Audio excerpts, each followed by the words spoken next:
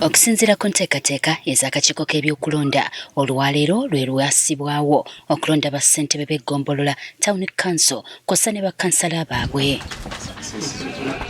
Mu disitulikiti y'e Lwengo, avunaanyizibwa ku byokulonda akakiddwa okuyimiriza okulonda ssentebe w'eggombolola y'e Malongo oluvannyuma lw'omu beesimbyewo ku bwa ssentebe muna NRM Simon Ssenkyama obutalabikira ku kakonge ekitabudde abalonzi. Abalonzi ne beekalakaasa nga babuuza nsonga ki ne tubuuzaako abakulu ne batugamba akalulu tukongezeeyo akaba chairman ne batuwabula nti tulondese akaba kansala bokka. Kitegeerekese nti ono yalina emisango gye yazza megimukka mu vi, kale ng'akaseera akagere akaamuweebwa okwesimbawo kabadde tekannatuuka. Kituufu waaliwo omusango 2016 nze nga kyamaani w'eggombolola sigamba genda nnyo wala, waliwo omuwala oyo gwe baadifayiringa.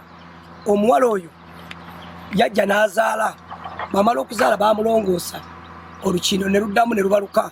Bwe lumala okubaluka ne ŋŋamba abazadde bono omuvubuka yala ayonoonye omuwala bagende bajjanjaba omwana. Naye kwolwo nanyinawo obutakkaanya ne Oswango w'Ekatovu gwe bayita tumusiime ne bannabyafuzi abatanjagaliza bo ne balaba nze agambye okujjanjaba omuntu ne bandaba ng'ate nze ninga akoze ensonga. Banera beemulugunya ku kiwandiiko kya kkooti ekyafulumye kyokka ne kibabuzaabuza ku kiki ekituufu kye balina okukola. Kubanga ffe twawulira ekigambo ekyava mu ofiisi, ebbaluwa gye nalabako nga yali sayinidi ne kyeyamaani w'akakiiko k'ebyokulonda Mr. Simon Mugenyi Byabakama yali egamba nti okusinziira ku bujulizi obwa petisona bwe yateekayo, omwami oyo agibwe ku ballot paper era takkirizibwa kwesimbawo. Era ne tugenda n'ekyo ofulumiza ssente, otaddemu abantu ssente, baagenti bo basasudde obawadde ekyemisana ne mazima ddala ne bakeera ku 12 ne bakugamba nti okulonda tekubaddeewo. Tuli banyiivu nnyo. Twewuunya nnyo kubanga opapula buze nga taliiko ku ballot paper nga taliiko. Kitegeeza ndadde bakkiriza abo abaliko bwe bakkiriza okubeerako ne balonda abantu abo. Ngamba nti emirundi egisinga abantu beezezaamu ne baleka abantu ne balonda okusinziira nga bya Mukama nga bwe yakola ki nga bwe yalagira. Era nange kinneewuunyisa nnyo naffe bakansala baatusaba ebifaananyi naye okusanga ku ballot paper ng'ebifaananyi byaffe tebiriiko ng'ate amateeka gatulagira okubeerako n'akafaananyi. Nange nenkubira abekikwatako okulaba butya bwe tusobola okuhandolinga ensonga eyo ne baŋŋamba nti bw'aba nga yeesimbawo ebisaanizo byonna abirina ate nga kkooti yamukkiriza akalulu tujja kukayimiriza tukategeka olunaku olulala. Eisinjiro abavubuka abasinga baganye okwetaba mu kulonda kuno nga bagamba nti balemesebwa okulonda pulezidenti gwe baali baagala nga 15 omwezi oguwedde, kale nga kati tebalaba nsonga lwaki beetaba mu kulonda kwa leero. Tanapu yabankyakwa abantu bikabatama bwa first instance yabiireho na some credibilities ezabiireho bantu mwene bakaruzinga hope mu kuteera kalulu. Because the other time we took part in elections, we were denied our right to vote.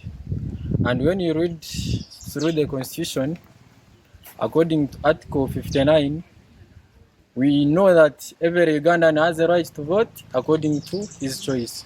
Bano batubuulidde nti balina ebibasomooza bingi okuli enguudo embi, amasomero agatalina bizimbe n'ebirala, ng'abakulembeze baabwe tebalina kye bakoze kukyusa mbeera, kale nga tebalaba mugaso gwa kulonda. Mbwenu tuyina ebizibu byingi amashomero reba kiri kikahirima tibakakyomekaga haza tugira ngo mbwenu tuteera akaruru keshonga ubundi tukabona obuheereza bulungi. Ate Jinja okulonda kutandise kikeerezi oluvannyuma lw'omuwendo gw'abantu abakkirizibwa mu mateeka obutabaawo wadde nga abalondesa n'ebirondesebwa bibadde byatuuse dda ku ssaawa emu ey'okumakya, kyokka ate waliwo seal ezibadde zaamenyese.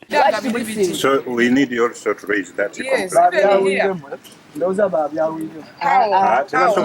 wakiri basiringa bw'aba chairperson balo basiringa bw'aba kansala Box wigule nga tibuli CRD ate nga waba kansala zibuli CRD ndikubona omuzaano oguli kuzaanibwa kubanga bayiba obululu obwo. Akira n'ekitundu ekikasinze obamu obuzibu n'obutabanguko n'okutiisibwa kiringa kumpi kiri mu Busoga olw'amawanga Kabira eningi ediri mu kitundu kino so kijire nga kitukosa naddala ife abandi abeesimbyewo nga tulowooza nti tulese democracy mu kitundu kino. ate okutiisatiisa abantu nakwo kwongera okubatiisa okujja okulonda ne tufuba okubazaamu amaanyi ate tukoze deployment RPC yatungedde abasirikale tusuubira nti ekintu kijja kuggwa bulungi. Emitiyana mu bitundu bye tutalaazeemu abalonzi babadde batono ddala era nga mu bitundu ebingi okulonda naye kuluddeyo okutandika oluvannyuma lw'omuwendo ogwetaagisa okutandika okulonda okubeera nti gubadde tegunnaba kuwera. Abamu ku bannabyabufuzi be twogeddeko nabo batubuulidde nti eky'abantu obutajjumbira kigenda kubakosa nnyo. Ate nno waliwo ne mu bitundu ebimu bye tutuuseemu nga bo baatudde emabega w'omuti ne bateeka abakuumi baffe ku sayidi endala nga tasobola goberera bulungi akalulu. Enkola eyo nno njagala okugivumirira. Ekibuga kino kimanyiddwa kya National Unity Platform. So nsuubira buwanguzi olunaku olwaleero weewaawo wabaddewo vulugu ng'era bw'azzaalabikira mu bululu obulala.